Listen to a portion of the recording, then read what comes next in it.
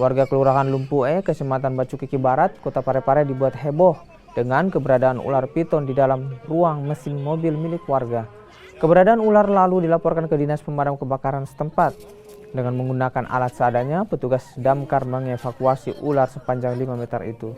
Menurut pemilik mobil, ia sempat mendengar suara aneh dari dalam ruang mesin mobil miliknya dan saat diperiksa ditemukan ular piton. Setelah ditangkap, ular tersebut akan diserahkan ke Balai Konservasi Sumber Daya Alam.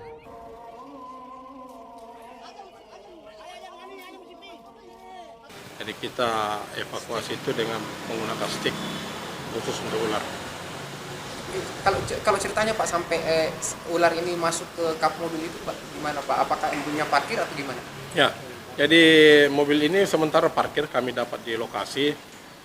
Mungkin kalau dilihat dari situasinya, mungkin mobil ini lama parkir.